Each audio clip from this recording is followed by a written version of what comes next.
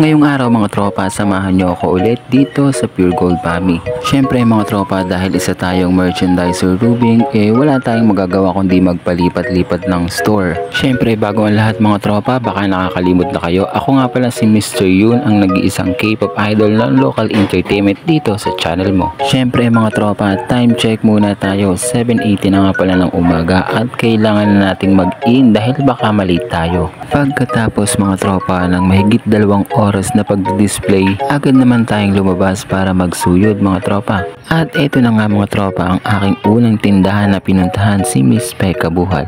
Shoutout sa iyo Miss Pe. Maraming salamat nga pala Miss Pe Kabuhal sa walang sawang pag-order nyo kay Pure Gold Pami. Sa kasamaang palad mga tropa, wala si Miss Pe kaya ang naabutan ko yung anak niya na bunso. Syempre mga tropa, dahil tiwala na sila sa akin, ako na mismo ang kumuha ng kanilang order. Flex ko nga lang pala mga tropa itong nagpa-cash in. Shoutout sa iyo tropa. Blessing ko sa iyo, sana umiskater ka.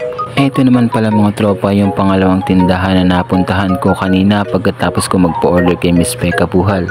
Syempre mga tropa, dahil malakasan tayo, kanina ko pang umaga nakuha ang kanyang order bago ako pumasok. Syempre mga tropa, bukod kay Pe Kabuhal, after ng kay Lorna Caballas, dito naman tayo kay Miss Chodora Leopardo. Syempre mga tropa, dahil tapos na ang ating malakasang pagpa-pop order, magdi-deliver naman tayo mga tropa ng kanilang item na in-order kay Pure Gold. Flex ko nga pala mga tropa, si J. Leonardo ang kasama kong magdi-deliver sa mga item na pina-order ko. Syempre mga tropa, bago ang lahat, nilibot ko muna ang aking camera dito sa iMall at ngayon ko lang na-realize na para palang ligaw na kaluluwa ang lugar na to. Syempre mga tropa, dahil tapos na namin i-deliver ang mga item na pina-order ko sa 3 tindahan, pabalik na nga pala kami ni tropa sa Pure Gold. Hanggang dito na nga lang po muna. Sana nag-enjoy kayo. Salamat!